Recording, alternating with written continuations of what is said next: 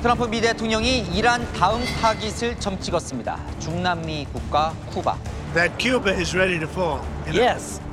Cuba looks like it's ready to fall. I don't know if they're going to hold out. But Cuba now has no income. They got all of their income from Venezuela, from the Venezuelan oil. They're not getting any of it.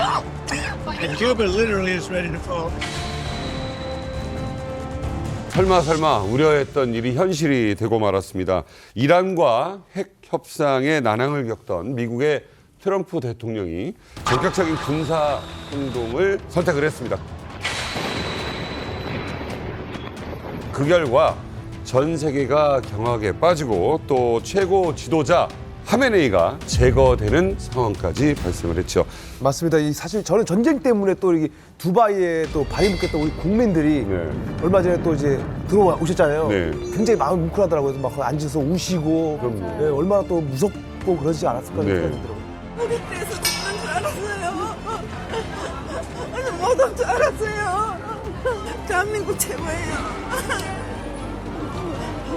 우리 집이 제일 좋아요.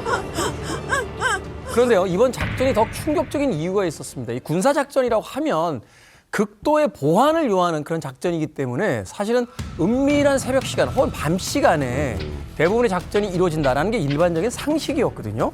근데 이번 작전은요, 화창한 대낮에 보란 듯이 폭격을 하며 시작이 됐습니다.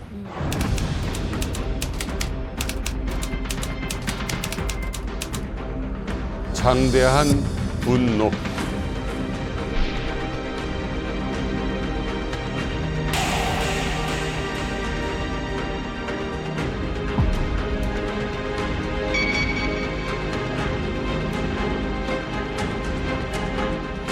Well, we haven't made a final decision. We're not exactly happy with the way they negotiated.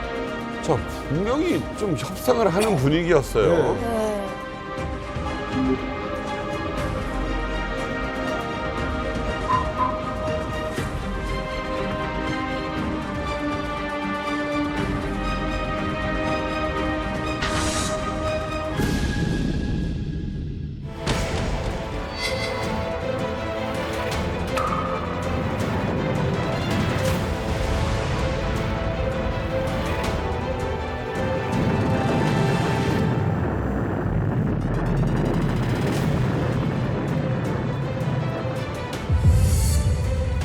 حسینی خامنه ای در راه سربلندی حرم جمهوری اسلامی ایران شهد شهید گوارای شهادت را نوشیدند و به ملکوت اعلی پیوستند.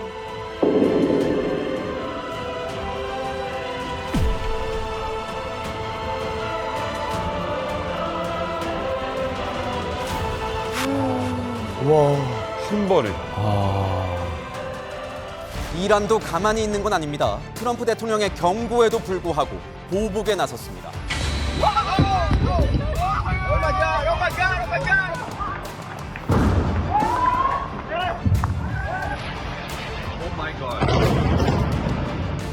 와, 이게 무슨 영화의 합성 장면이라는 생각이 들 정도였어요. 근데 실제 일어난 일이에요.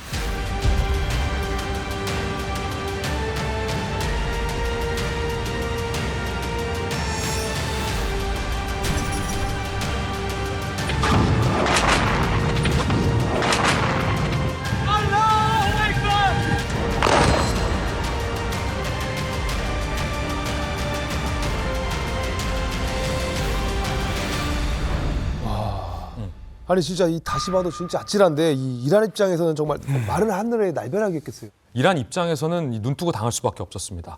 이 대통령이 트럼프라 굉장히 즉흥적인 작전 같지만 사실은 굉장히 치밀한 작전이었거든요. 이란의 하메네이가 방심할 수밖에 없었던 게 트럼프 대통령 본인이 굉장한 연막 작전을 펼쳤어요. 텍사스로 향하는 에어포스 원 전투기에서 이란에 대한 공습 작전 서류에 최종적으로 승인을 합니다. 그리고 내려서 공습을 승인하고 기자들에게 블러핑을 했어요. Rather than not tell you, you would have the greatest scoop in history, right? 그러고는 텍사스에 있는 한 햄버거 가게에 가서 햄버거를 들고 제스처를 취하게 됐거든요. 그걸 보면서 이란의 하메네이 정권에서도 아직 우리에 대한 공습은 결정된 게 아니다. 네. 왜냐면 그때가 이 핵 협상이 마쿠에서 진행 중에 있었거든요. 그렇죠. 그렇기 때문에 이란은 오판을 했고 이란은 핵포기 의사가 없었던 것을 안 미국의 대통령이 최종적으로 이제 공격에 승인을 하는 것이죠. 자, 승인을 하자마자 대단했습니다. 미국 동부 현지 시각으로 2월 28일 오전 1시 15분 미국의 사이버 사령부와 우주 사령부가 이란의 감시 통신망을 완전히 마비시켰고 그 틈을 타서 이미 중동에 파견돼 있던 미국의 항공모함에서 전투기, 드론, 조기 경보기 100대가 넘는 전력들이 일제히 쏟아져서 대낮에 네. 타격을 했고 37년간 그 누구도 하지 못했던 하메네이까지 제거한 것이죠. 하메네이는 그러면 좀 너무 방심하고 야 설마 치겠냐 했던 거예요? 방심했죠. 근데 79년도 이슬람 혁명 이후에 이런 말이 있었거든요. 언제든지 이스라엘과 미국은 공습을 할 수 있다. 이란을. 그래서 항상 대비하자. 특히 하메네이의 동선은 최고 탑 시크릿이었어. 공개가 안 돼요. 예. 그런데 아까 말씀드린 것 같이 보통 암살을 목표로 하는 공습은 대부분 밤에 이루어지거든요. 그 이유가 뭐냐면 일단 자고 있으니까 안 움직이잖아요. 사람이 타겟이. 그리고 민간인도 활동을 안 하기 때문에 낮에 때려버리면은 동선도 불확실하고 주변에 이제 민간인도 차를 타고 다니고 걸어 다니기 때문에 낮에는 기습 공습을 안 한다가 불문율이었거든요. 그래서 약간 방심을 했던 것 같아요. 그래요. 문제는 뭐냐면 모사드가 정말 대단했어요. 모사드와 CIA가 휴민트를 이용해가지고 동선을 더 파악한 거예요, 지금. 하메네이가 어디로 움직이고 특히 2월 28일 그날 있잖아요. 2월 28일 날 관료회의에 반드시 참가를 한다. 그리고 특정 방까지 좌표가 나왔어요. 이 방에서 회의한다까지 CIA와 모사드가 파악을 한 거예요. 근데 이번에 이야기를 들어보니까 그 휴민트가 그 수집한 정보들을 인공지능을 사용해서 확률적으로 그날 거기 반드시 있을 수밖에 없다라는 것까지 다 계산을 끝냈다고 하더라고요. 그렇죠. 확실하게 100% 하메네이가 그 방에 있다라는 확실해가지고 폭탄 미사일 30여 발을 그 해당 장소에 쏟아 부었거든요. 그 자리에서 일단 하메네이 사망했죠. 국방장관 사망했죠. 혁명수비대 사령관 사망했죠. 그러니까 고위회의에 참가했던 이란의 최고 지도자들이 그냥 다 폭살을 했다고 보시면 돼요. 거의 내각이 거의 전멸했다고 봐야 되는 거예요. 전 세계에서 또 이 활약하신 북한 외교관 출신 분들이 이렇게 세 분이나 좀 나와 계십니다. 어떻게 보셨습니까? 그 경주 에이펙 때 트럼프 대통령 사진에 뒤에 FAFO 까불면 다친다. 네. 전 그때부터 뭔가 생각이 있었던 것 같아요. 그러니까 북한이나 중국에만 주는 신호가 아니고 네. 그때부터 트럼프 대통령은 여러 가지들을 준비를 했고 이란도 아마 시그널을 준 것 같은데 이란을 우리가 친 거는 핵회담이 지지부진하고 핵무기를 포기하지 않을 것이다. 그러니까 우리가 친다. 뭐 그게 메인이긴 하겠지만 그 뒤에는 반미를 세게 하면 언제든지 내가 너희들을 칠 것이다. 그러니까 너는 너무 나대지 말고 까불지 말아라. 네. 이런 신호를 주는 것 같고 이란이라는 걸 치지 못할 거라고 생각한 이유가 중동에서 맹주 아니에요. 인구가 9,500만이나 되고 큰 나라거든요. 그리고 정말 레바논이고 뭐고 거기에 다 친이라는 세력들이 가득한데 저 중동에서 판도라 상자를 열어 제끼면 저게 얼마나 복잡할까. 그래서 설마 했는데 진짜 치는 거 보고 자 트럼프 대통령 참 특이한 리더십을 가진 사람이고 불가예측적인 사람이다 이런 생각을 했어요. 제 생각에는 이스라엘이 힘이 굉장히 컸다 이렇게 생각을 합니다. 예, 왜냐하면 중동 지역에서 어느 나라도 핵을 가져서는 안 된다는 것이 이스라엘의 대외 정책이거든요. 단적인 실례로 1981년에 이라크의 오시라 구원자로 그리고 또 2007년에 시리아의 알키바르 원자로를 이스라엘 전투기에 가서 때렸거든요. 그래서 폭파에 판쳤습니다. 이걸 봐서는 이스라엘 그 네타냐후 수상이 정말 사생결단의 마음을 안고 아마 트럼프 대통령을 설복시키지 않았나 그런 생각이 듭니다. 게다가 미국인도 사망자가 나오지 않았습니까? 그렇기 때문에 트럼프 대통령의 성격을 봐서라도 아마 이걸 그냥 지나가지는 않을 것이다. 그렇기 때문에 좀 보게 되면 중동 지역이 진짜 그야말로 악순환에 지금 빠져들어온 것 같습니다. 근데 왜 하필 지금 이렇게 전쟁을 일으킨 거예요? 트럼프 대통령이 이제 사업가 출신 정치인 아닙니까? 그러면은 말은 험하게 해도 보면은 이런 도박을 할 때는 성공 확률이 높을 때 합니다. 아까 이야기했듯이 하메네이와 군 정부 수뇌부가 회의를 한다는 것을 장소와 시간까지 딱 알았기 때문에 이렇게 좋은 찬스를 그냥 보낼 수가 없다는 그래서 명령을 내렸다는 설이 있고 미국 측의 입장은 다릅니다. 우리는 정말 진정으로 평화적인 결말을 위해서 노력을 했는데 이란 측과 협상을 하고 보고를 한 걸 보니까 이란은 시간 끌기만 한다. 그러니까 더 이상 핵협상 제네바에서 해도 소용이 없다는 결론을 내렸기 때문에 할 수 없이 이런 극한 결정을 할 수밖에 없었다는 거가 트럼프 정부의 설명인데, 이란 측이 반박하는 것은 아니 오만 외교장관이 그때 중재 역할을 했는데 지금 협상이 잘 되고 있다고 얘기하지 않았냐. 핵협상이 진행되는데 항공모함 한 척이 이미 이란 해협에 포진이 돼 있는데 핵 협상을 하는 동안에 또 항공모함 한 대를 또 거기다가 갖다 댔습니다.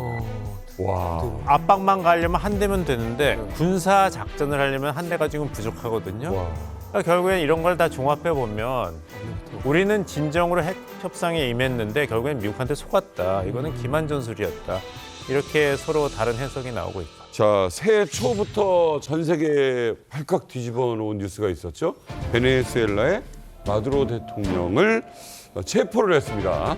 자, 그런데 이번에는 37년간 정말 아주 정권 통치를 했던 하메네이를 참수를 했어요. 자, 그러면 트럼프 대통령은 다음은 누구냐?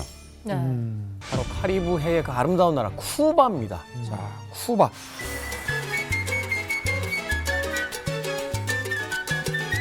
너무 아름다운 나라인데. 이야, 아름답다 정말. 바다 색깔이.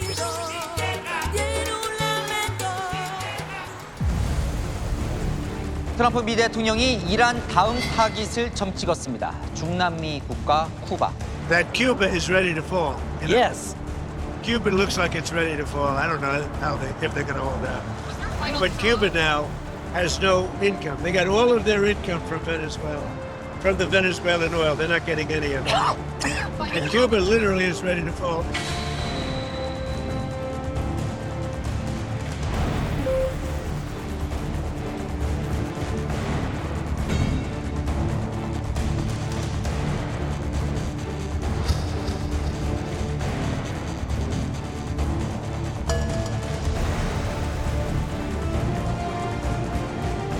Ahora, como le expliqué, tengo 7,000 y pico. Dan 50 turnos diarios. ¿Cuándo yo vuelvo a comprar gasolina? Ya, eso será para pararme.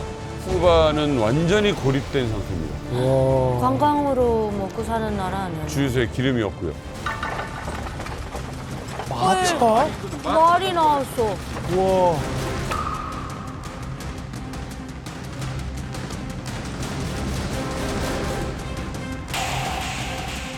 오, 뭐야. 이거 뭐야? 쓰레기가 이렇게 거리에 가득하다니?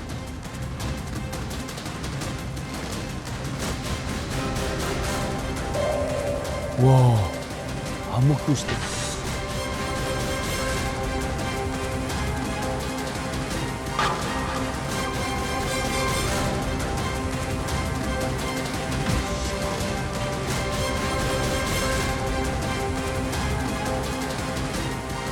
I do believe I'll be having the honor of taking Cuba.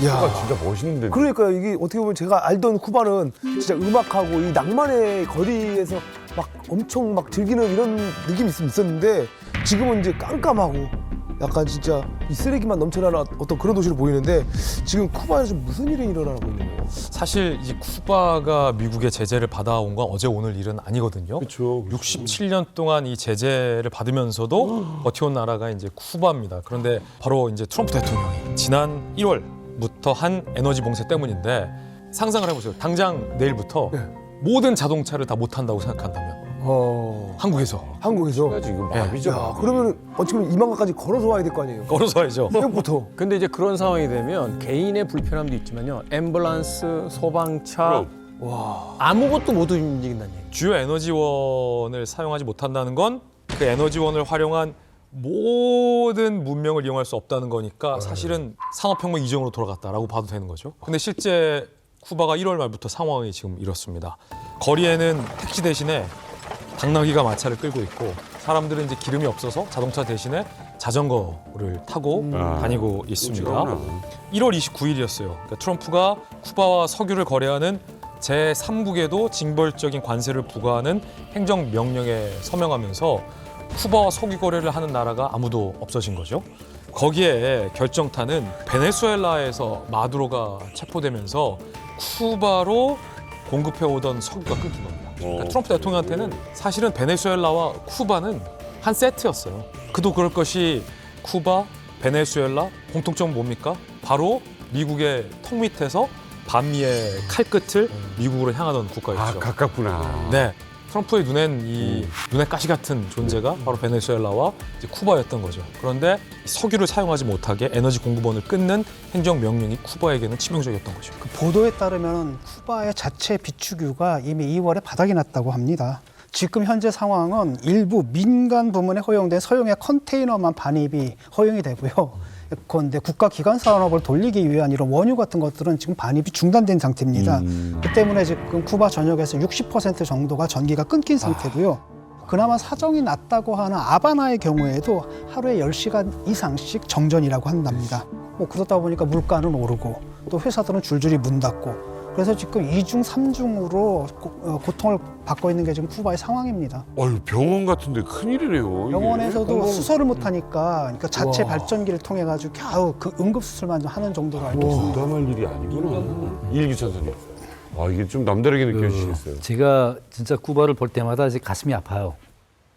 제가 1990년대에 쿠바에서 유학을 하지 않았습니까? 그때 이제 동구권이 붕괴되면서 쿠바가 1차 위기를 겪었어요, 그때. 에너지가 없었고, 그때도 지금처럼 종전이 계속 됐었고, 그 먹을 게 없어가지고 사람들이 굶는 사람도 많았고, 제가 첫 번째 외교관 생활을 할 때가 2011년도부터 외교관 생활을 했는데 그때 한참 나아졌더라고요. 인터넷도 들어오고 뭐 여러 가지. 두 번째 외교관 생활을 2019년부터 했는데 그때부터 위기가 시작됐습니다. 거리에 다 쓰레기장으로 만들어 놓고 수술도 아까 말씀하셨던 것처럼 수술도 제대로 못하고 이런 상황이 지금 제가 겪다가 왔습니다. 근데 제가 겪을 때도 와 이게 제가 쿠바에 있을 때 외교관인데 휘발을 열어 가면 보통 한 5시에 갑니다. 5시에 가서 줄 서놓고 있으면 새벽에 3시에 되면 휘발을 넣었어요. 제가 있을 때. 5시. 근데 이제 7,000번째라고 그러잖아요. 그러니까 제가 있을 때보다 몇 배가 지금 더 어려워졌다는 얘기입니까? 정말 저렇게 쿠바가 어려워진 걸 보면 전 진짜 개인적으로 가슴 아파요. 이건 보통 일이 수돗물도 문제가 생겨요. 이게 전기가 전기가 없으면 있어요. 모터로 해서 물 땡겨가지고 건물해줘야 되는 쿠바에 있는 지인들하고 제가 이틀 간격으로 전화합니다. 하는데 이자 금방 이만가 들어오기 전에도 이제 한번 통화했는데 물가 알아보려고 통화했는데 전화하기가 너무 힘든 겁니다. 왜냐하면 집에 전화 신호가 안 들어온대요. 다 종전되니까 전화 신호 자체가 안 들어온다는 겁니다. 그러니까 이 정도로 나라가 어려워졌다는 거는 살아가기 앞으로 정말 지탱하기가 어려워진 것 같아요. 저는 보면 볼수록 들으면 들을수록 북한 같아요. 정전은 뭐 북한은 전기 들어오면 축제예요. 불 왔다 그러고 뛰어가는데 불이 나가요. 그래서 전기에 그렇게 기대하지 않고 그리고 기차도 전기가 안 들어오니까 그냥 가다가 서면 거기가 역이에요. 근데 이제 안타까운 건 저 상황이 지속되면 저분들은 북한처럼 뭐 자력갱생을 하거나 고난의 행군을 경험한 사람들이 아니기 때문에 그 후차로 이제 제일 힘든 게 노약자들, 아이들 이런 사람들인데 상황이 생각보다 더 심각하네요. 불과 한 몇 개월 전일까요? 우리 쿠바에 있는 분을 전화 연결한 적이 있습니다. 그래서 한류 열풍을 소개를 했어요. 맞아요. 한인마트. 슈퍼마켓에서 우리 물건을 사려고 막 쿠바 청소년들이 와서 이제 Estábamos buscando las aguas saborizadas, que están muy buenas. Son productos coreanos y entonces venimos aquí porque nos gusta. 예, 그때 한인회에서 이렇게 일하시는 정훈 쿠바 한인회장님 연결을 했었거든요. 자, 지금 이 어려운 상황에 어떻게 지나고 계신지 저희가 실시간 영상 통화를 해보도록 하겠습니다. 자, 쿠바에 계신 정훈 쿠바 한인회장님 연결합니다. 여보세요. 안녕하세요. 네, 안녕하세요. 네, 안녕하세요. 오랜만입니다. 정훈입니다. 예, 안녕하십니까. 네, 오랜만입니다. 지금 현재 계신 곳은 어디십니까? 네, 지금 집에서 이제 지금 여기 현지 시간 12시 반인데 네, 잠자기 전인데 지금 아까도 말씀 나누셨지만 지금 전기 상태가 안 좋아서 이게 지금 정전이 될까 조마조마하면서 지금 인터뷰를 하고 있습니다. 세상에 전기가 진짜 그렇게 안 들어오는 정도가 어느 정도예요? 저는 이제 아바나 그 방파제 그러니까 말레권이라 그러는데 말레권에서 제일 가까이 붙어 있는 외국인 그 아파트에서 살고 있어서 그래도 비교적 다른 쿠바 사람들보다는 전기 상황이 좋은 편입니다. 그렇긴 한데 최근 그 미국의 5.10 공세 사태가 터지면서 기름 조달이 안 되다 보니까 저도 지금 16층에 사는데 16층에서 1층까지 걸어서 왔다 갔다 하는 날이 높은데 최근에 부쩍 많아졌습니다. 야 완전 북한이다. 앞서 그 쿠바 현재 인터뷰를 봤을 때도 연료 문제가 굉장히 심각한 거로 나오고 있거든요. 어떻습니까? 실제로 네. 겪고 계신 어떤 그 연료 부족 현상들 좀 설명을 해주시면. 주유를 할 때 예전에는 6시간만 기다리면 이렇게 뭐 주유를 할 수 있는 뭐 그런 정도였는데 최근에는 이제 정부에서 이게 티켓이라는 그 앱을 만들어서 주유 순번을 기다리게 하는 시스템을 만들었어요. 일주일 전에 이제 7,000 몇백 명이 있었는데 지금 일주일 동안 딱 300명이 줄었어요. 와. 그래서 이제 제가 볼 때는 이게 뭐 기름 넣으려면 아마 우리 이대로라면은 연말에나 가야 기름을 넣을 수 있을 것 같고 연말에나 가야 기름을 넣을 수 있을 것 같고 차가 망가지겠다. 끔찍하네. 이게 웃을 일이 아닙니다. 진짜 엔진이 다 망가지겠다. 지금 별도로 이제 암시장에서 이제 이 암시장 기름 값이 지금 천정부지로 올라갔습니다. 그래서 원래는 이제 한 $5 리터당 한 $5, $6 정도의 일주일 전만 해도 제가 그 돈으로 이제 한 10리터씩 이렇게 구입하고 그랬는데 지금은 리터당 $12, $13 뭐 거의 2배 정도 올랐죠. 아니 그러면 회장님 이게 쿠바 물가가 지금 많이 올랐다고 하는데 어느 정도나 오른 거예요? 최근에는 이제 여기 쿠바 주요 이제 외화학 가득 산업이 관광 산업인데 지금 관광객이 쿠바 상황이 이렇다 보니까 거의 안 들어오고 있어요. 그래서 이제 달러가 이제 결국에 이제 조달이 안 되는 상황이 되다 보니까 암시장 환율이 최근 한 6개월도 안 돼가지고 한 2배로 올랐으니까, 그러니까 암시장 환율이 폭등을 하니까 모든 그 물가가 오르는 거죠. 모든 가격들이. 근데 현지에서 이제 뭐 장바구니 물가라든가 이런 것들이 지금 감당을 못하는 수준까지 많이 와 있습니다. 지금. 아 먹을 것도 없는데 어떡해. 이런 상황이 됐을 때 가장 이제 걱정이 되는 게 일단 치안 문제 그리고 의료 문제 또 뭐 말하자면 이제 병원이나 경찰 같은 이제 국가 시스템이 작동을 못 하게 되잖아요. 사실 여기 사는 외국인으로서 제일 걱정되는 부분은 병원이죠. 병원인데 병원에 지금 살짝 응급실 빼고는 운영이 중단돼 있는 상태고요. 야, 그 의사들, 뭐 간호사들, 의료진들도 출퇴근을 못 하니까 출퇴근하려면 이제 뭐 교통비가 또 어마어마하게 또 올라서 그 출퇴근을 할 수 없는 정도까지 와서 그래서 재택근무를 하거나 아니면 뭐 2, 3일에 한 번씩 병원에 나온다거나 뭐 이런 식으로 운영이 비정상적으로 지금 운영되고 있고요. 그 대중교통은 운행이 됩니까? 뭐 버스라든가 뭐 아니면 택시라든가 뭐 여러 가지. 대중교통이 그 아예 최근에 버스를 제가 구경한 적이 거의 없어요. 어머, 예, 심각하다. 왜냐면 이제 심각하다. 예, 그래서 이제 그러다 보니까 제가 마트도 운영하는데 유동 인구가 없다 보니까 뭐 마트 매출도 전반적으로 다 떨어지고 최근에는 또 이제 대중교통이 이렇게 마비가 되다 보니까 이제 자전거나 이런 것들이 이제 대체 수단으로 이렇게 많이 쓰이고 제가 최근에 택시로 여기 가까운 거리를 한 택시를 타고 이동을 한 적이 있는데 전에 한 뭐 2, 3달러에 다니던 거리가 지금 쿠바 사람들 한 달 월급 훌쩍 넘어가는 정도로 그래요. 지금 택시 요금도 엄청 올라 있습니다. 예. 아니 지금 주변의 이웃들이라든가 네. 아니면 쿠바에 있는 분들은 혹시라도 그러지 않길 바랍니다만 미국이 공습을 하거나 타격을 할 수 있다라는 생각 혹은 불안감을 가지고 있는 분은 없습니까?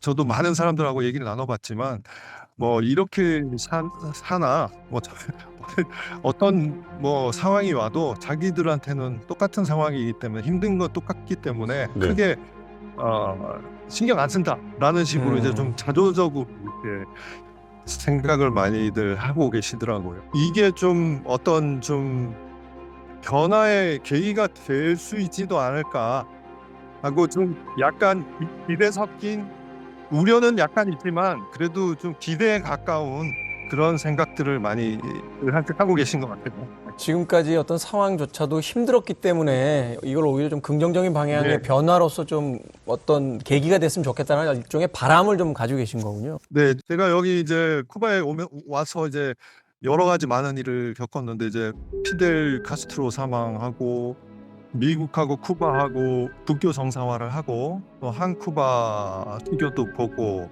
이런저런 굵직굵직한 사건들을 많이 옆에서 겪고 지켜봤는데 이번은 조금 좀 차원이 다른 그런 변화가 오고 있지 않은가 이런 생각이 사실 들 정도로 지금 여기 쿠바 현지 분위기가 좀 약간 술렁술렁한 편입니다. 많이 이런 어떤 이념이나 이런 걸 떠나서 이 기회에 쿠바가 국제사회의 좀 정상적인 일원으로 이제 편입이 돼서 네. 여기 지금 한인 후손분들 한인 전부 해서 뭐 1,100여 명이 조금 넘는 숫자인데 이분들 삶이 조금 지금보다 조금 좀 나아질 수 있고 나중에 이제 지금처럼 이런 우울한 소식 말고 좀 좋은 소식들 인터뷰를 할 수 있는 날이 왔으면 좋겠습니다. 자, 13시간 시차에도 불구하고 연락을 해주셔서 너무너무 감사드리고요. 그리고 우리 정훈 회장님 물론이고 우리 한인 여러분 안전하시길 바라겠습니다. 고맙습니다. 감사합니다.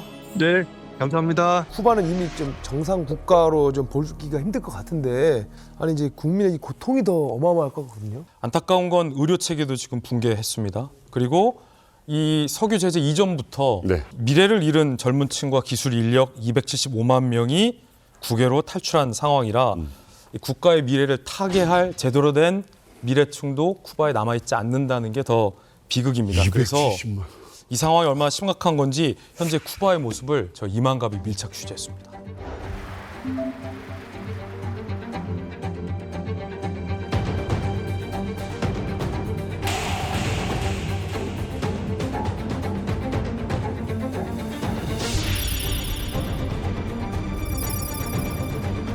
안녕하세요.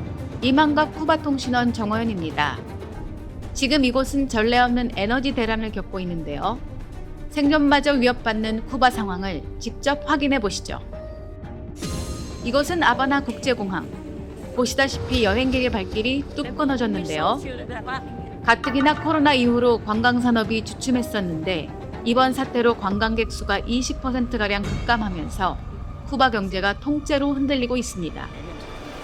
벌써 한 달 넘게 연료 공급이 중단되면서 하늘길이 막혀버렸습니다. 근데 사람이 없으니까 스산하게 느껴집니다. 공포스럽다는 분위기가 느껴져요. 이번엔 공항을 나와 시내로 가봤습니다. 여긴 수도 아바나의 도로인데요. 이렇게까지 도로가 한산한 건 저도 처음 봅니다. 평소라면 관광객과 상인들로 북적여야 할 아바나의 중심가도 썰렁하기만 합니다. 시내 주유소 중 90%가 연료가 없어서 문을 닫았더라고요. 쿠바 하면 클래식하죠? 하지만 기름 없는 차가 무슨 soyonga요? Hay tantas cosas difíciles aquí que uno no sabe cuál es la más difícil. De transportación, las máquinas, tiene que ser Están difíciles, están difíciles. Los triciclos es lo que... No, están caros, hay quien lo puede pagar, hay quien no. Todo está en dependencia. Usted es su propio negocio, ¿cómo va? Poco a poco, machacando ahí, como decimos los cubanos, poco a poco. ¿Y mejorar la situación? Claro que tiene que mejorar, el presidente está haciendo todo lo posible para que esto mejore. 거리만 사람이 없는 게 아닙니다. 아바나 관광지에서 인기 있는 한 호텔 안으로 들어가 봤는데요. 손님이 한 명도 없이 텅텅 비어 있었습니다.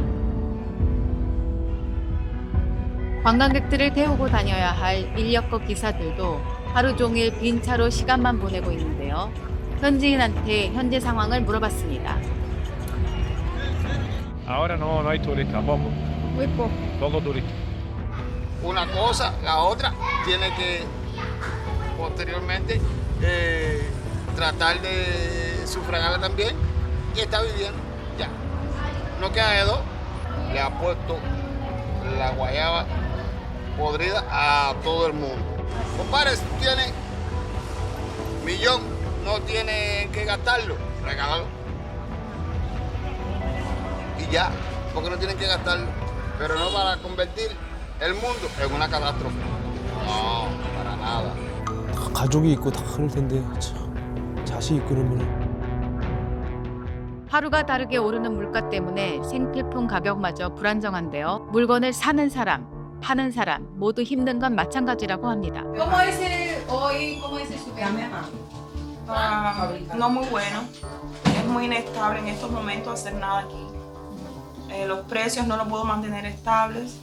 Es imposible. Las personas prácticamente no pueden comprar y yo obviamente prácticamente no puedo vender.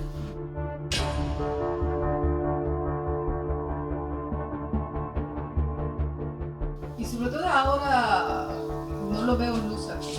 No, luz no hay. Luz no hay hace casi 24 horas. Hoy, en este lugar. Entonces, ¿cómo mantiene el producto fresco? Arriesgándome. Tengo que arriesgarme. Comprar pocos productos para ver si pueden salir rápido. Si no, no tengo cómo mantenerlo fresco. 이만갑 시청자 여러분, 놀라지 마세요. 연료 부족에 또 다른 문제가 있는데요. 쓰레기 수거 차량마저 운행이 중단되면서 지금 쿠바 거리는 쓰레기 천국이 됐습니다. 지금 쿠바는 7시만 되면 암흑 도시가 됩니다. 제가 쿠바에 18년째 살고 있는데 이렇게 심각한 정전은 저도 처음 봅니다. 실제로 쿠바 주민들은 해가 지면 어떻게 생활하는지 이야기를 들어봤습니다. Estamos sin electricidad. Bueno, un invento. Esto es un bombillo que carga con luz solar. Con panel solar. 이 집에선 급한 대로 태양광 패널을 이용해 전기를 공급받고 있는데요. 그래봤자 하루 5시간밖에 쓸 수 없다고 합니다. 사실 이것도 경제적 여유가 되는 사람들이나 설치가 가능한 상황이죠. 현재 쿠바 사람들에게 정전은 일상이 되었고 밤이 되어도 전기를 사용할 수 없어 늘 어둠 속에서 생활하고 있습니다. 언제쯤 쿠바에 예전처럼 밝은 빛이 돌아올 수 있을까요? Pero bueno, ya estaremos mejor. Yo tengo la esperanza que Dios no se va a acordar, digo, no se va a olvidar de este pueblo que lo ama tanto. 지금까지 연료난으로 고통받고 있는 쿠바의 현실을 보셨습니다. 하루빨리 쿠바가 안정되기를 바라며 이상으로 이만갑 쿠바 통신원 정호연이었습니다.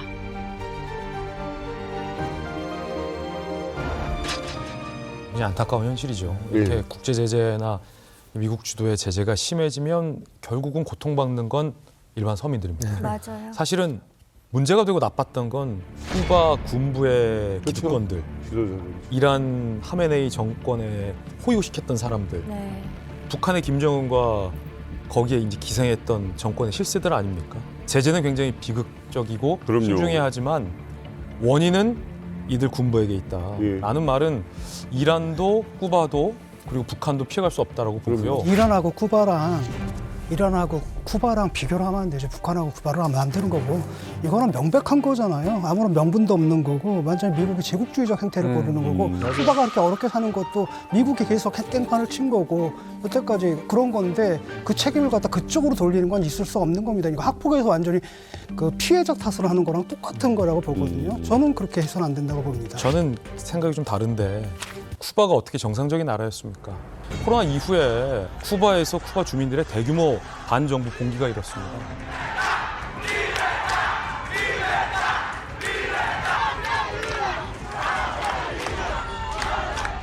Tienen matándonos de hambre, toda La Habana entera se está derrumbando y estamos sin casa, sin nada. Tienen dinero para construir hoteles, para construir de todo. A nosotros nos tienen pasando hambre. 국민들은 자유화와 민주화를 외치면서 쿠바에서도 대규모 반정부 시위가 일었습니다. 그때 지금 미겔 디아스 카넬 쿠바 군부 정부가 어떻게 했는지 아십니까? 잔인하게 쿠바 주민들 진압했어요. 그런 정부가 뭘 잘했습니까? 그런데 쿠바 군부에게 전혀 잘못이 없다는 시각은 동의할 수 없습니다. 그런데 군부에 문제가 있다 하더라도 그건 그 나라 국민들이 해결할 문제지. 그걸 갖다 바깥에서 트럼프라는 어떤 미친 대통령이 나와가지고 말도 안 되는 거. 이번에는 아마 제재에 아무런 명분도 없잖아요. 아무것도 없거든요. 그런데 그렇게 깽판을 치는 걸 갖다 옹호하고 그 사람들 탓이다라고 하는 건 말이 안 되는 거고 쿠바의 그 모든 어려움들이 결국 어디서 나왔습니까? 쿠바가 한때는 정말로 잘 살던 나라였는데 그게 미국의 제재 때문이거든요. 그 이유가 뭡니까? 왜 이렇게 괴롭히는 겁니까? 그걸 누구도 납득을 못 합니다. 다 두 분이 다 그 옳은 말씀을 하셨다고 생각을 합니다. 일단 쿠바 문제를 논할 때 우리가 제일 기준점으로 삼아야 할 것은 쿠바 현지 주민들이 어떻게 생각하는가 하는 겁니다. 쿠바 주민들은 쿠바가 지금처럼 저렇게 못 사는 데 대해서 이제 어떻게 생각하냐면 이중적인 제재 때문에 못 산다고 그럽니다. 제일 첫 번째 미국으로부터 받는 제재. 두 번째 내부가 스스로 자기 정권이 스스로 해야 하는 제재 때문에 못 산다고 그러거든요. 그럼 이제 내부 제재는 어떤 거냐? 쿠바가 주요 수입 원천이 세 가지입니다. 하나는 우사들을 해외 파견해서 우사들을 보러 들이는 돈. 연간 외화 수입 약 60에서 80억 정도 됩니다. 두 번째, 해외 그 망명객들, 쿠바에서 이제 못 살겠다고 떠나간 망명객들을 쿠바에 송금하는 송금. 연간 한 60억 정도가 됩니다. 세 번째는 관광. 쿠바 1년에 관광 평균 제일 관광객이 많았을 때 1년에 300만 명이 들어왔거든요. 그 300만 명으로부터 벌어들이는 관광 수입 30억 정도. 이렇게 합치면 그냥 공짜로 들어온 돈이 연간 250억 달러 정도가 됩니다. 근데 인구 1,100만밖에 안 되는 나라 250억 달러는 작은 돈이 아닙니다. 그럼 그 돈을 가지고 쿠바 사람들이 잘 살아야 되잖아요. 왜 못 삽니까? 그 돈이 쿠바 주민들한테 가는 게 아니고 다 군부가 가져가는 돈이거든요. 표면적으로 뭐라고 말합니까? 이 돈이 다 이제 복지에 돌려진다. 교육, 의료, 뭐 기타 등등 복지. 복지에 돌려지는 게 아무것도 없어요. 정말로. 이게 정권이 거짓말하는 겁니다. 다 북한이네요, 완전히. 이게 3대 수익 원천 이게 다 잘렸어요. 그러다 보니까 이런 위기를 지금 가는 겁니다. 결국은 외부의 미국이 쿠바를 지금 제재를 딱 하고 풀어놓지 않는 게 쿠바가 정부가 못된 짓을 해소가 아니에요. 이건 분명 잘못된 제국주의적인 성격이 맞아요. 그럼에도 불구하고 쿠바가 이렇게 못 사는 건 그뿐 아니라 내부적인 어떤 정권이 잘못된 운영 방식 이것도 분명히 있습니다. 내부의 모순에 의해서 국가가 굉장히 힘든 상황인 것이 지금 현재 가장 중요한 요인이긴 합니다만 그렇다 하더라도 타국의 대통령이 남의 나라에 들어가는 기름줄을 통째로 끊어버리는 상황. 이게 이제 과연 가능한 상황이냐. 이것이 납득할 수 있는 상황인 것이냐. 이걸 이제 또 한번 짚어봐야 될 것 같은데. 미국 대통령이 어떻게 쿠바에 대해서 이렇게 할 수 있느냐? 국제법의 주권주의 위반은 맞습니다. 그걸 위반하는 게 제국주의죠. 제국주의의 핵심은 나는 잘났고 너는 못났으니까 너는 결정권이란 게 없다. 맨날 잘못된 결정만 하니까. 아까 두 분이 토론을 하셨는데 경제 제재가 잘 됐냐 잘못됐냐 누구 책임이냐. 경제 제재가 사실 정치인들에게는 굉장히 인기가 있어요. 왜냐하면은 군사행동보다는 부담이 적어요. 그렇다고 가만히 있으면은 무고한 쿠바 국민들 교육 못 받고 굶어 죽는데 왜 민주주의 국가 미국이 가만히 있느냐. 이 중간에서 선택할 수 있는 제일 좋은 게 경제 제재예요. 뭘 하고 있거든요. 절대 안 하는 건 아니고 그렇다고 군사행동 같이 부담이 있는 것도 아니고 그래서 경제 제재가 안락의자 같은 거예요. 안락의자 현상이라 그러는데 우리가 안락의자 타고 있으면은 뭐 움직임이 있잖아요. 뭐 하고 있잖아요. 근데 우리가 어디 가고 있어요? 전진하고 있는 건 하나도 없어요. 가만히 제자리에서. 근데 미국 정치인들은 우리가 쿠바 인민을 위해서 북한 주민을 위해서 이란을 위해서 압박을 가했다. 그리고 군사행동 안 해도 되고. 그래서 굉장히 인기가 있어요. 이런 거 있잖아요. 이렇게 싸울 때 얘랑 뭐 싸우고 있어. 근데 이쪽에가 도와준다 치고 이렇게 오면 또 이렇게 싸우려면 전장이 이렇게 두 개가 되면서 어려워지잖아요. 근데 이상하다는 거지. 이렇게 되면은 미국은 왜 하필 지금 쿠바를 치느냐. 트럼프 대통령은 굉장히 특이한 대통령이라고 볼 수 있거든요. 네. 그래서 이제 제가 보건대로는 쿠바가 미국에게는 가장 중요하고 아주 전략적인 곳이라고 생각이 됩니다. 위치적으로 놓고 봐도.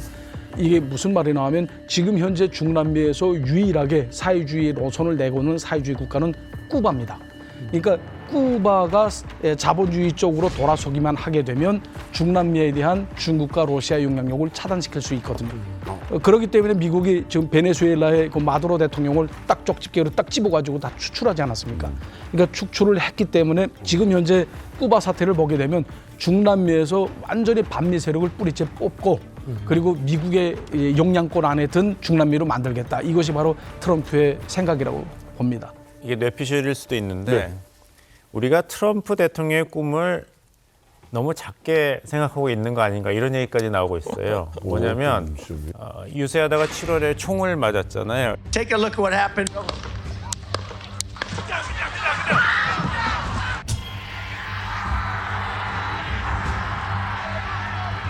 그래서 하느님이 나를 살려준 건 다 이유가 있다. 난 어차피 재선도 안 되고 정말 미국을 위대하게 만들고 전 세계를 영구히 평화롭게 만들겠다. 혹자는 어떻게 얘기하냐면 쿠바 이 정도가 아니라 쿠바가 미국의 자랑스럽고 아름다운 휴양지가 되는 거예요. 그냥 친미 정권 정도가 아니라 앞으로 이란과 미국이 가장 큰 사업같이 하는 경제협력 문명 국가로 지내는 거예요. 북한도 미국 기업이 들어가고 원상갈마 해서 전 세계가 미국이 되는 그린란드까지. 일기 때 가장 위대한 업적으로 내세운 게 이스라엘과 중동 지역의 이슬람 국가 몇 개국이 국교 정상한 아브라함 협정이잖아요. 근데 아깝다. 사우디아라비아까지 아브라함 협정을 했으면은 정말 완전한데 트럼프 대통령 아마 그 정도로도 만족하지 못한다는 게 요즘에 이란 전쟁 이후에 나오는 얘기가 사우디아라비아는 당연히 이란 전쟁 끝나고 중동의 평화 모든 중동의 이슬람 국가가 이스라엘과 미국과 평화롭게 비즈니스하고 군사 협력하는 그날을 만들겠다는 거죠. 이게 사실은 좀 과한 해석이라 볼 수도 있을 수 있겠습니다만 최근에 그 굉장히 화제가 된 사진이 한 장 있었잖아요. 백악관에 트럼프를 중심으로 놓고 종교 지도자들이 와서 기도를 퍼붓는 장면을 배포했어요. We pray for wisdom from heaven to flood his heart, his mind, and the Lord, you will guide him in these challenging times that we're facing today. 사실은 우리가 생각했던 상식적인 선에서의 트럼프의 야심이 아니라 지금 용 교수님이 이야기해 주신 것처럼 뭔가 좀 신앙에 가까운 어떤 이데올로기를 좀 가지고 있는 게 아닌가 하는 또 생각이 들더라고요. 지금 사실 지금 이 거대 탐론들을 말씀하고 계시는데 사실 여기서 제일 고통받는 건 주민들이거든요. 그렇죠. 국민들. 제가 여기 와서 제일 놀란 게 전기가 아깝거나 전기가 귀하다는 생각을 하는 한국 사람들 한 명도 못 본 거. 그거 너무 지금도 이해가 안 돼요. 이해를 못하죠. 그러니까 전기가 어느 순간에 갈 수 있고 우리가 병원에 수술하다가 전기가 가면 수술도 중단될 수 있다는 생각을 하는 한국인들 한 명도 없잖아요. 맞아요. 사실은 전기 없다고 생각을 해보세요. 아무것도 없다. 에너지가 없으면 아무것도 안 돼요. 생각을 안 해요. 그러니까 석기 시대로 다시 돌아가는 거야. 나는 데자뷰 같은 게 고난의 행군을 북한에서 겪었잖아요. 북한에서 똑같은 일들이 벌어졌었거든요. 맞아요. 그러니까 탈북민들은 저걸 보면서 야 우리나라하고 옛날하고 비슷했네 이런 생각을 함과 동시에 무슨 생각이 드는가 하면 화면 보면서 아 저 사람들은 그래도 미제국주의 탓은 얼마 안 하네. 인터뷰를 하는데 근데 북한 사람들한테는 인터뷰하면 다 미제국주의 탓을 해요. 그러니까 우리 정부가 잘못했다는 말을 한마디도 안 하고 힘든 거는 우리가 참아낼 수 있다. 이 모든 것은 미제국주의 탓이다.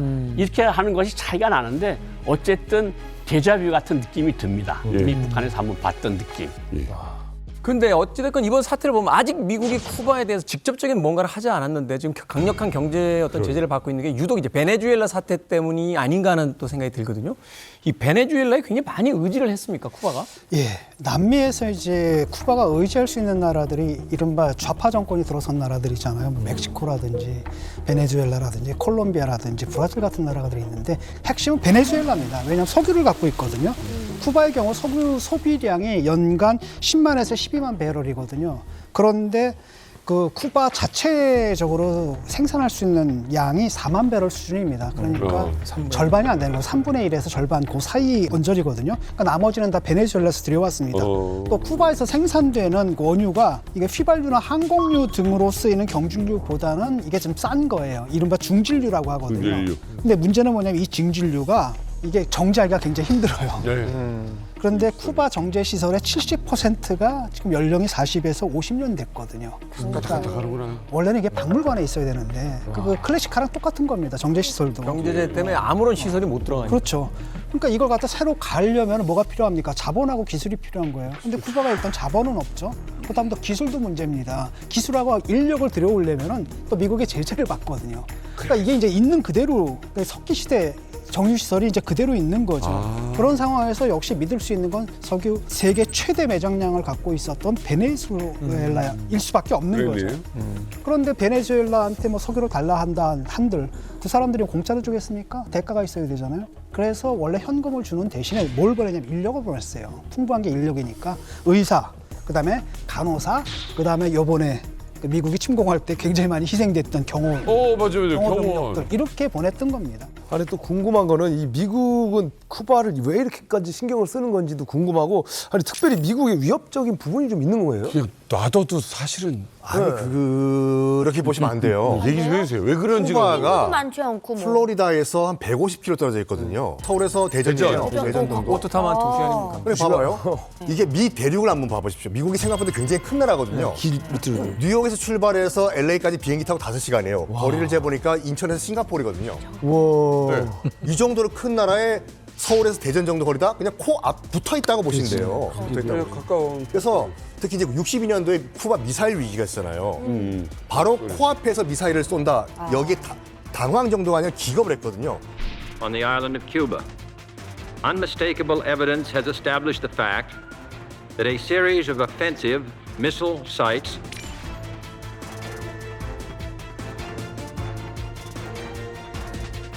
만약에 당시 62년도에 바로 미국 플로리다 코앞에 있던 쿠바에서 미사일을 쏜다, 핵미사일을. 당시 시뮬레이션 한번 돌려봤거든요. 미국에서 쏜 핵미사일이 모스크바로 가기 전에 쿠바에서 쏜 미사일이 저기 시애틀까지 다 날아가서 미국이 망해버리는 거예요. 루르데스 기지라고 해가지고 이제 쿠바에 있던 구소련이 이제 운영했던 기지거든요. 62년도 쿠바 핵미사일 위기 이후에 소련이 만든 건데 기지 같은 거구나. 이게 감청 기지예요.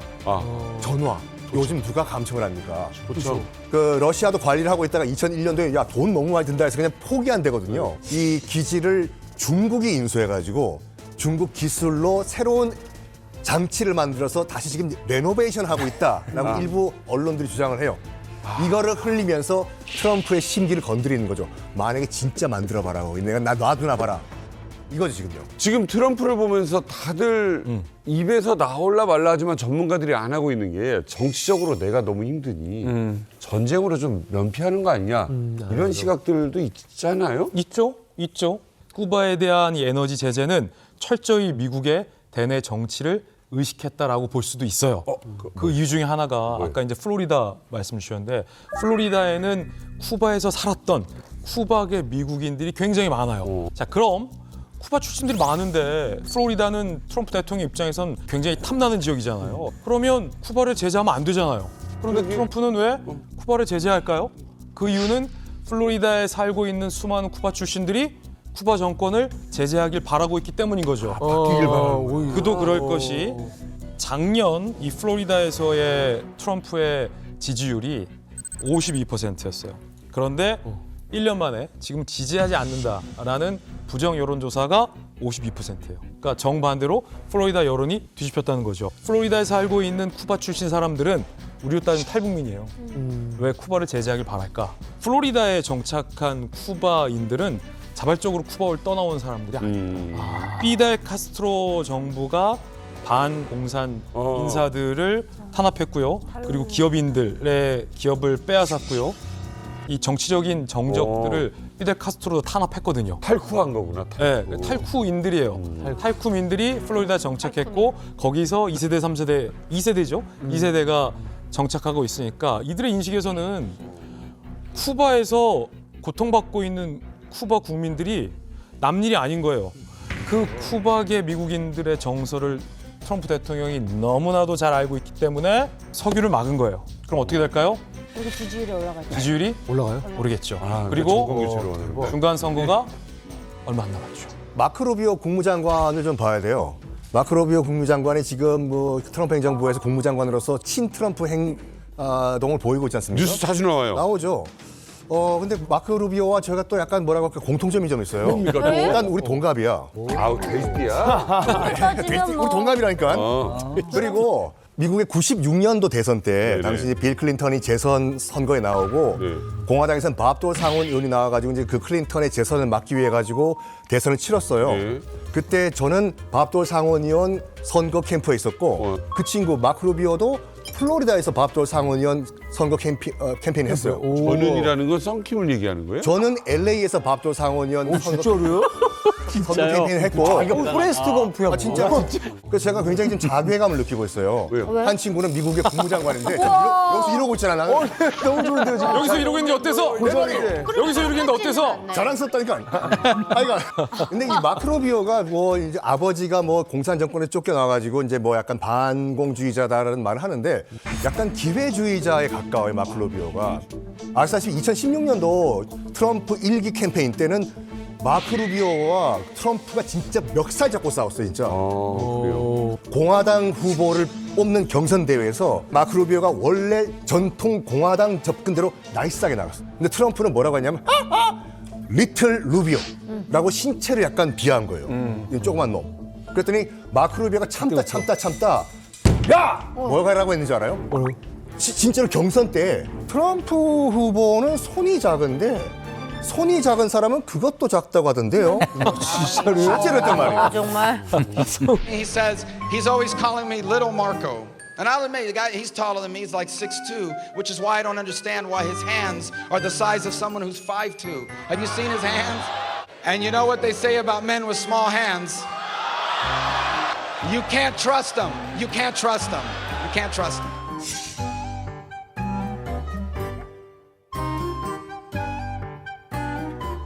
하여간 이때 이게 지금 대통령 경선 후보들이 할 소리입니까?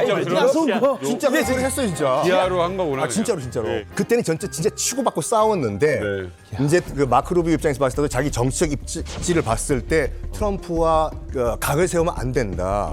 그리고 여기서 내가 입지를 강화하기 위해서는 플로리다에 있는 쿠바를 탈출한 쿠바계 주민들 유권자들의 눈치를 볼 수밖에 없다라고 하면서 지금 정책을 친 트럼프 쪽으로 바꾼 거죠. 마코 루비오 국무장관은 그 자체가 플로리다주의 쿠바계 이민자 가정 출신이거든요. 네, 그렇기 때문에 부모님들 놓고 보게 되면 부모님들이 쿠바에서 공산혁명이 일어난 1959년 있지 않습니까? 이보다 3년 전에 1956년에 쿠바를 탈출해서 미국에 건너온 이민자였습니다. 네, 그렇기 때문에 가정적으로 이 루비오 국무장관은 굉장히 반공주의적인 경향이 강합니다. 특히 무슨 북한 문제가 있다 하게 되면 북한에 대해서도 아주 거침없는 발언을 하는 것으로 유명한데 예전에 김정은을 가리켜서 뭐라고 얘기를 했냐면 수십 개의 핵무기와 그리고 또 미국 본토를 타격할 수 있는 장거리 미사일을 가진 미치광이라고 얘기를 했습니다. 그리고 또 뭐 북한을 가리켜서 그 테러 집단이라고 또 얘기한 적도 있고요. 그리고 또 테러 지원국 명단에 재지정을 해야 된다고 강력히 주장한 그런 국무장관이기도 합니다. 저도 마크 루비오 직접 만난 적이 있고 그 한국에 가서 연설할 때 제가 사회보고 했었어요. 굉장히 이렇게 잘 웃고 에너지가 좋은 분인데 미국이 무서워하는 게 있죠. 난민이에요. 이란은 미국에서 멀리 있잖아요. 그러니까 시리아 내전이 있을 때도 난민이 어디로 갔습니까? 지중해로 갔잖아요. 대서양으로 안 가고. 그러니까 이란도 막 폭격하고 그러는데 지상군 투입만 안 하고. 이란과 이스라엘 사이가 1,500km거든요. 근데 쿠바랑 플로리다는 150km니까 10분의 1. 난민이 쏟아지면 어떻게 할 거예요? 갑자기 폭파하면 안 되니까. 이렇게 누르는 전략을 내세우고 있고 루비오 장관도 따라서 말이 왔다 갔다 하고 있어요. 이게 좀 쿠바 입장에서는 나 가만히 있는데 왜 또 있을 수는 있겠어요. 쿠바로서는 억울하죠. 그 전 정권들과는 맺건데 뭐 그 국교 정상화도 이끌어내고 이러는데 뭐 정권 바뀔 때마다 한국 달라지니까 좀 황당할 겁니다. 지금 트럼프 대통령은 베네수엘라 공습 이후에 쿠바는 무너질 준비가 된 것처럼 보인다면서 처음에는 뭐 추가 조치도 필요 없다. 그다음에 심지어는 뭐라고까지 얘기를 했냐면 쿠바를 갖다 우호적으로 인수할 준비가 되어 있다. It's a failed nation.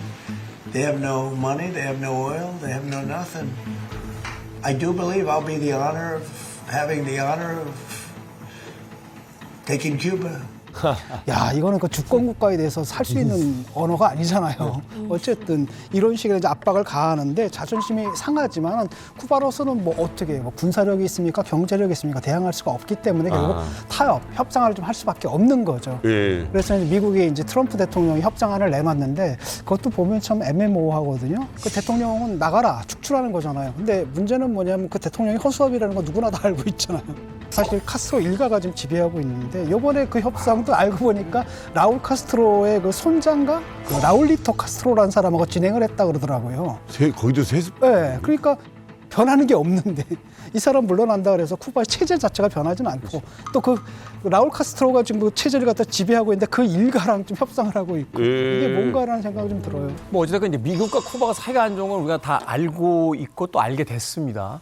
그런데 이제 문제는 이게 언제 어떻게 시작이 됐는지를 좀 알아봐야 될 것 같아요. 그래야 이제 이 양국 간에 걸치는 아주 깊은 그 감정의 골이 어디서 출발이 됐고 또 어떤 방식으로서 해법이 또 존재할 수 있는지 또 알 수 있을 것 같은데. 쿠바는 스페인 식민지였습니다. 그러니까 쿠바 역사에서 진짜 중요한 해가 있어요. 1898년 쿠바를 놓고 미국과 스페인이 전쟁을 벌여요. 미서 전쟁이라고 하거든요. 미국 서바나 전쟁이라고. 이 전쟁 결과 스페인이 박살이 나요. 우리가 현재 이제 스페인어를 쓰고 있는 남미 라틴 아메리카 국가 있죠.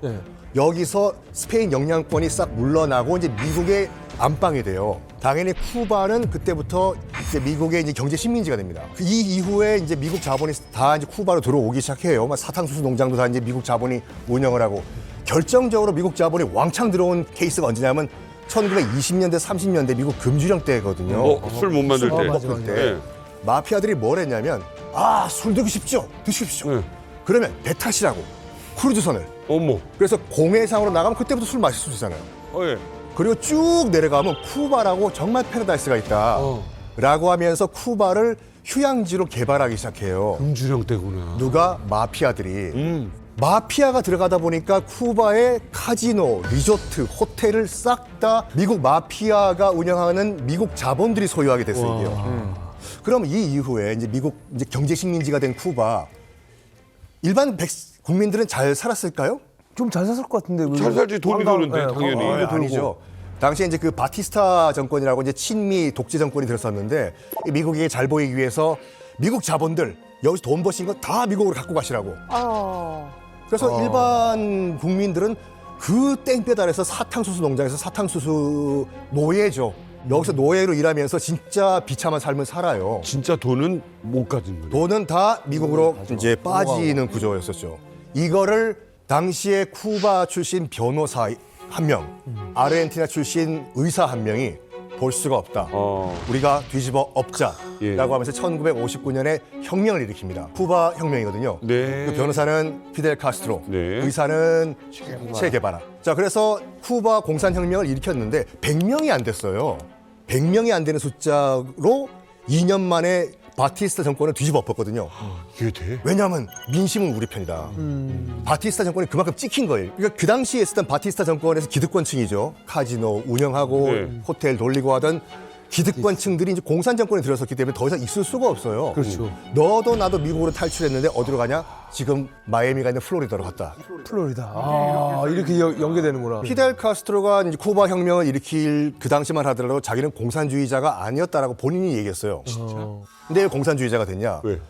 딱 보니까 지금 이 쿠바 민중들이 다 못 살고 있는 이유가 미국 자본이 소유한 호텔, 카지노, 리조트 같은 이거잖아요. 이거 싹 다 국유화해버려라. 다 자본 나가고 앞으로 이거는 쿠바 민중들이 통제한다라고 국유화를 선언해버려요. 마피아가 투자했건 뭐 어쨌건 간에 미국 자본인데 이걸 너희들이 다 꿀꺽해버려? 라고 하면서 틀어져요.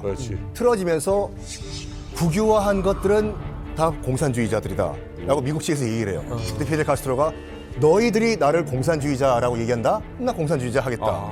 이 미국 자본의 국유화 때문에 미국과 쿠바는 원수가 됩니다.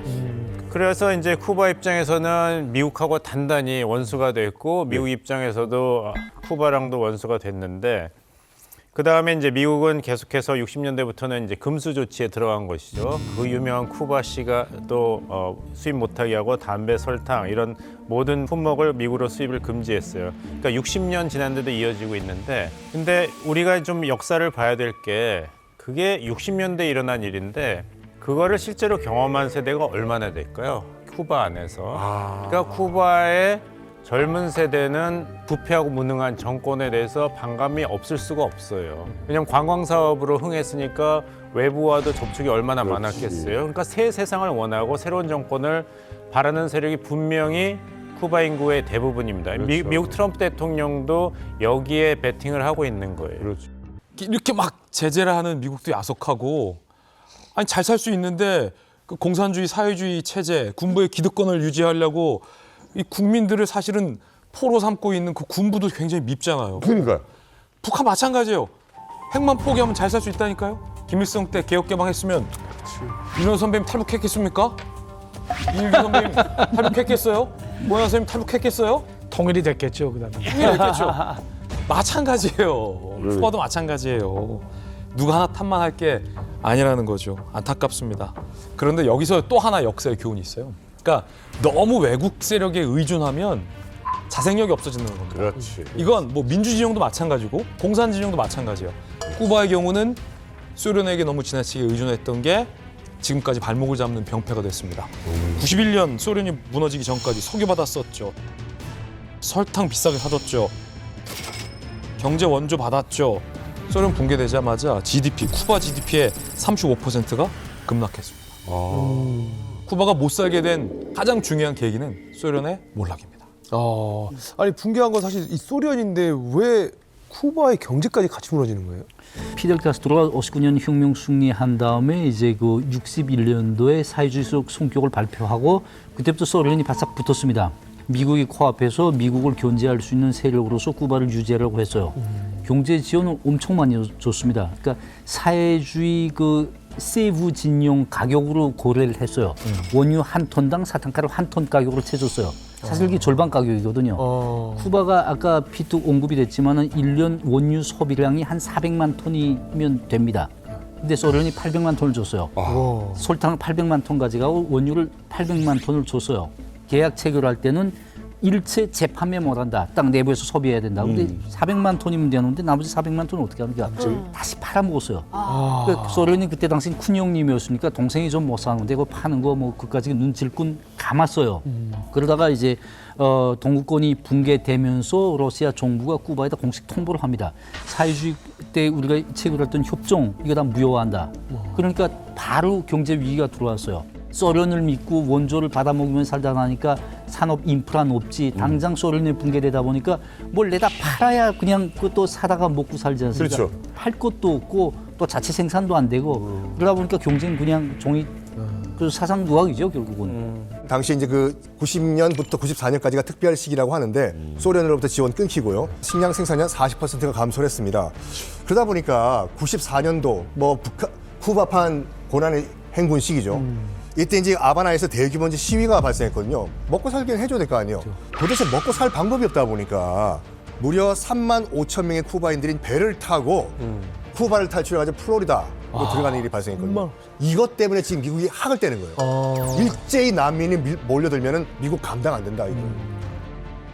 그럼 지금 이 쿠바가 제2의 그 특별 시기를 겪고 있다고 볼 수 있는 건가요? 사실 선포만 하지 그때 특별 시기보다 지금이 훨씬 더 어렵습니다.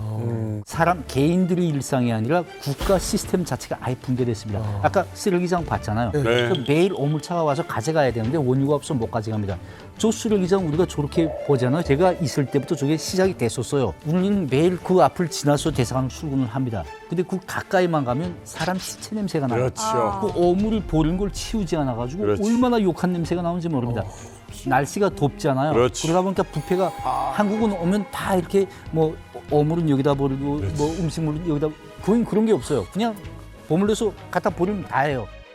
그때 90년대 특별 시기보다 지금이 훨씬 더 위기고 힘들다. 한편으로 생각하면 현재 쿠바가 국가 설립 이후에 가장 큰 위기를 맞고 있는 게 아닌가 하는 또 생각도 해보게 되는데요. 쿠바의 미겔 디아스카넬 대통령이요. 지난 2월 5일에 국가 연설에서 이 미국의 압박에 대한 공식적인 입장을 발표했습니다. 미겔 디아스카넬 쿠바 대통령은 트럼프 행정부의 조치를 일단은 집단 학살적 봉쇄이자 에너지 박해라고 이제 규정하면서도 미국과 어떤 주제에 대해서든 대화할 준비가 되어 있다라고 말을 했습니다. 다만 그 전제 조건은 뭐냐면 상호 존중과 주권 침해 금지 그리고 조건 없는 평등한 관계를 전제로 이제 내걸었습니다. 지금 쿠바의 상황 굉장히 어렵습니다. 그래서 쿠바가 사실 자존심 내세우거나 이럴 상황은 좀 아니거든요.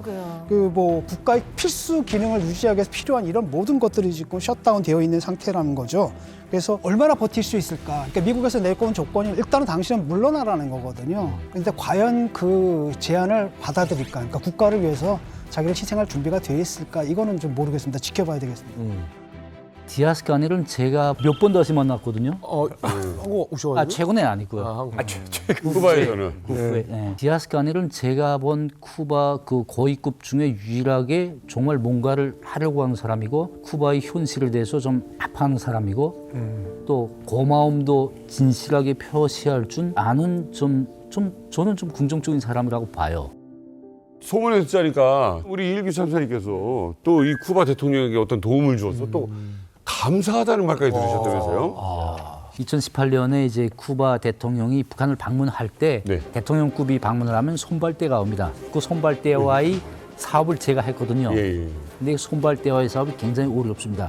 제일 어려운 게 뭐냐면 경호. 그 경호원들이 무기를 휴대해가지고 오지 않습니까? 그러니까 실탄을 가지고 오거든요. 근데 김정은 옆에 실탄을 가진 외국인이 손당이 말이 안 되잖아요. 그러니까 그 싸움이 굉장히 치열한 싸움입니다. 그렇게 하면서 이제 그 손발대 책임자로 왔던 사람이 우전 총국장 라만사레라고 하는 지금 라울 카스트로나 디아스 카넬이 우전을 총괄하는 사람입니다. 제가 이제 그 손발대와의 사업을 이제 그 담당해 보면서 많이 양보를 해줬습니다. 그래서 이제 그 사람이 싸움도 굉장히 많이 했죠, 저하고. 아무래도 손발대와의 싸움이 굉장히 그 치열한 싸움인데 마지막에는 고맙다고 해가지고 저를 데리고 디아스 카넬 앞에 데려갔어요. 그래서 이제 이 사람이 진짜 이번 대표단이 이제 성공적으로 방문할 수 있는 데는 이 사람이 노력이 많았다. 그래서 이제 디아스 카넬이 그때 나한테 감사의 인사를 표한 거지. 그 다음에 바로 제가 또 김용남 손발대로 먼저 쿠바에 갔거든요. 그런데 이제 디아스 카넬 대통령이 나를 알아보고 이제 인사를 하더라고요. 그러고 이제 김용남 당시 상미위원장한테 이제 이번 대표단 구성이 아주 잘 된 것 같다고 이제 내가 저번에 이제 평양 갔을 때 저 사람한테 이제 신세를 많이 줬다고 이런 얘기까지 하는 걸 보고 저는 진짜 속으로 이 사람 정말 괜찮다 이런 생각을 했던 것 같아요. 예. 자, 어쨌든 이럴 때는 형제 국가가 나와줘야 되는데 그 형제가 북한이잖아. 그렇죠. 하나는 사회주의 동방초소, 하나는 사회주의 서방초소 이러면서 지내왔거든요. 근데 2024년 2월 14일 날 한국하고 쿠바하고 수교를 맺었지 않습니까? 수교를 맺은 다음에 북한이 완전히 삐졌어요. 단단히 삐졌어. 세상에서 제일 도 없는 동지였는데 우리를 배신해?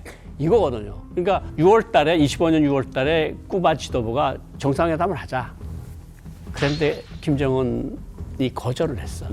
그리고 2025년 9월 달에 중국에서 전승절 행사 크게 있지 않았습니까? 푸친, 김정은 회담이 있었고 김정은 그다음에 시진핑 회담이 있었는데 거기에 미구엘 디아스 카넬 대통령이 갔었어요. 갔었는데 정상회담을 안 했어요. 쿠바 북한 정상회담이 없었어요. 그런데다가 더 간 거는 지난해 10월 10일 날 북한 노동당의 창건 80주년 기념 열병식 크게 했잖아요. 쿠바 대표단을 아예 배제시켰어. 그러네요. 쿠바 대표단은 오지도 않았어요. 그러니까 북한으로서는 여기에 그냥 큰 돌덩어리가 앉은 거지. 아, 너네가 우리를 배신해? 우리 괴뢰하고 외관계를 맺자? 그러니까 북한이 쿠바를 도와줄 일은 영도 없는 거고. 이제 말씀하신 그대로 이제 북한도 쿠바를 전략 국가로 안 봅니다. 쿠바로부터 가져올 게 없거든요. 쿠바 역시 북한을 서로. 전략 국가로 안 봐요. 서로. 가져올 게 아무것도 없단 말입니다. 서로. 그렇게 보면 뭐 그래 한국이랑 수교했다. 그래 너네 잘 가라. 우린 잘 가겠다. 이런 관계가 절대 안 됩니다. 왜냐하면 쿠바는 중국, 러시아 눈치를 엄청 많이 봅니다. 그래요? 예. 중국, 러시아가 경제적인 후원 그걸 떠나서 이제 쿠바 체제 안전을 위해서 중국, 러시아가 보태준다고 생각을 하고 있거든요. 쿠바가. 그래서 계속 지금 그렇게 외면당하고 그렇게 하면서도 북한이 문을 두드리고 있는 이유가 바로 거기에 있거든. 사실은 북한으로도 가져갈 게 아무것도 없어요. 말씀하신 것처럼 소총 몇 개 가지고 어디다 씁니까? 핵미사일 필요 없어요. 쿠바에는. 가져갈 게 아무것도 없습니다.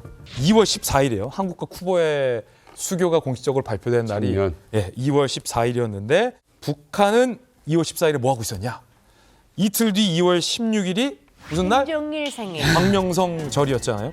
광명성절, 그러니까 김정일의 생일, 그것도 82주년. 성대한 세레모니를 준비하고 있었습니다. 2월 14일에. 그때 이제 김정일의 생일 앞두고 여러 이제 우방 대사관, 외교관 이 직원들을 불러서 연회를 연 거예요. 그때 누가 있었냐? 에두아르도 루이스 꼬레아 가르시아 주북 쿠바 대사도 그 자리에 있었습니다. 쿠바 대사까지 초청됐는데 북한이 한국과 쿠바 수교 발표 직전까지도 모르고 있었다는 겁니다. 안 말해준 거예요. 알면서. 말하자면 60년 지기 절친이 내가 제일 싫어하는 라이벌이랑 몰래 편먹는 상황. 그 배신감은 상상 초월이에요. 그래서 지금 김정은이 열받아 있는 거죠. 지금 이란, 지금 이스라엘, 미국한테 당하고 있는데 저 반미연대 러시아, 중국 어디 있어요? 그러니까 갑자기 뭐 북한하고 가까이 있으면은 그렇죠. 선생님이 왜 얘 야단치다가 옆에 있는 애도 하는 식으로 맞아요. 같이 어울려다니고. 테러 지원국 명단에 있고 쿠바도 그렇고 그다음에 조지 W 부시 행정부 때 악의 축 세 나라 중에 하나였지 않습니까? 거기서 이라크, 이란. 그러면 북한만 남았는데 그러니까 쿠바 입장에서도 북한하고 있고 그러니까 서로 힘든 거죠. 그러니까 이제 이란하고 북한은 그러니까 원래 핵 커넥션이 있잖아요. 핵 개발, 미사일 커넥션이 있잖아요. 그 외에 뭐가 있는가 하면 터널 커넥션도 있어요. 터널? 제일 잘 파는 거를 이란에 갖다 대준 거예요.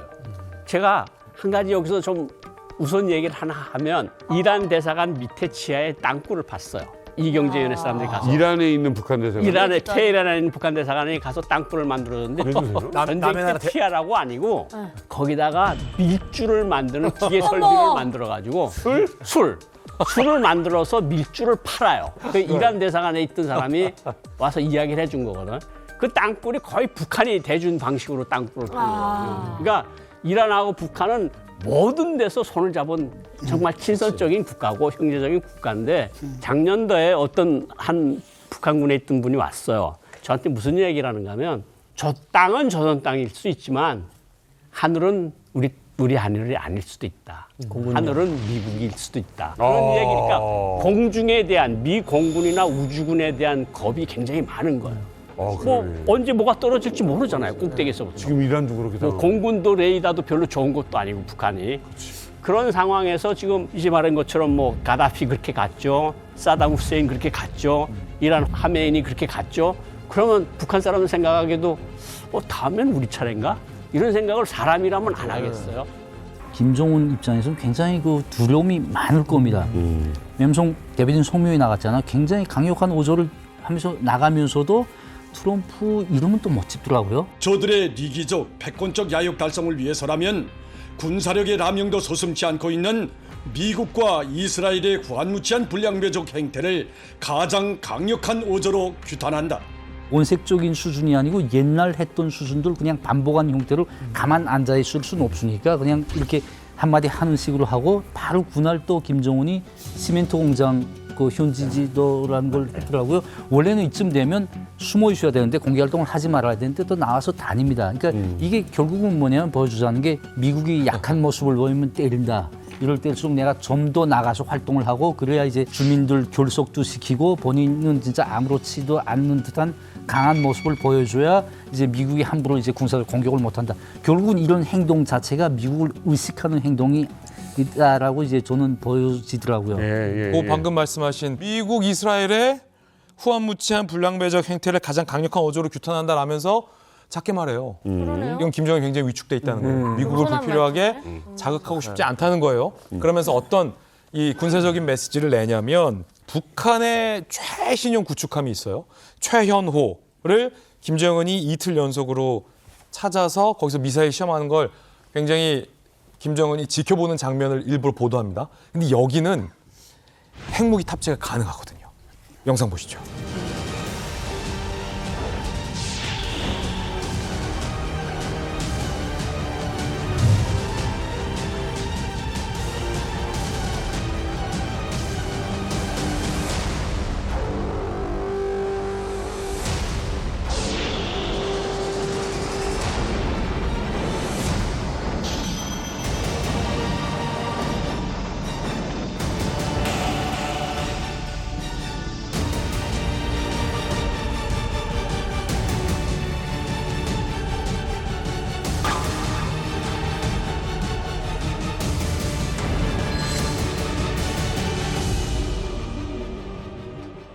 여기에 담겨 있는 메시지를 보면 미국한테 하는 거예요. 우리 이란이랑 다른 거 알지? 우리 핵 있는 거 알지? 이란은 핵무기 없어서 너네 막 때려도 됐잖아. 근데 우리는 까먹지 마. 핵 있는 거 알지? 여기서 만약에 그럴 리는 없겠지만 우리가 쏘면 여기 순항 미사일의 최대 사거리가 1,500에서 2,000km 이상이거든. 이거 일본의 오키나와 미군 기지도 우리가 때릴 수 있는 거 알지? 까먹고 있는 거 아니지? 우리 핵 있어. 라는 메시지를 담고 있는 거죠.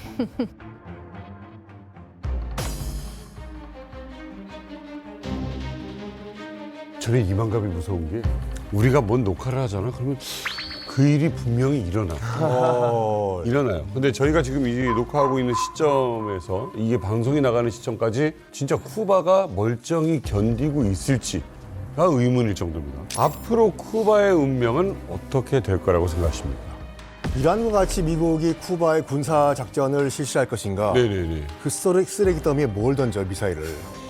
예전에 그 미국이 아프가니스탄 침공할 때 오사마 빈 라딘 잡으라고 그때 아프가니스탄이 비웃었어요. 미국제 크루즈 미사일보다 비싼 건물 한 개도 없다고 쏘라고. 150km 앞에 있는 나라에 지금 만약에 미사일을 쏜다. 그럼 카오스 난리가 날 거거든요. 미국이 제일 두려워하는 시나리오. 모든 국민들이 배 타고 이제 플로리다로 다 헤엄쳐 갈 거예요. 그러니까 이게 딱 정답이 지금 정해진 것은 아니고 트럼프 대통령이 쿠바에서 민심이 돌아서는 것을 보고 이런 경제난에 견디지 못한 쿠바 국민들이 거리에 나와서 이 카스트로 정권, 사회 정권 이제는 지긋지긋하다, 바뀌어야 된다고 하면은 그것을 기회로 생각할 확률이 높죠. 그냥 근본적인 변화가 조만간에 일어나지 않을까. 왜냐하면 북한하고 쿠바는 다른 게 너무 많아요. 2021년도에 반정부 시위가 아바나에서 있었잖아요. 뭐 잔인하게 진압은 됐지만 그래도 상상해 보면 북한 같으면 아마 그 시위에 나섰던 사람들 다 잘못됐을 거예요. 가족들까지. 그 정도까지는 아니거든, 쿠바가. 그리고 사실은 뭐 쿠바 보면 알지만 사람들이 좀 낙천적이긴 해요. 일단 공산주의 정권에 수십 년 동안에 이렇게 못 살게 된 것에 대한 반항은 분명히 있는 거거든. 그런데다 외부 소식도 알고 있고 그러니까 조만간에 뭔가 변화가 있을 거다. 근데 그 변화가 근본적인 변화일 가능성이 높다. 저는 그렇게 생각을 합니다.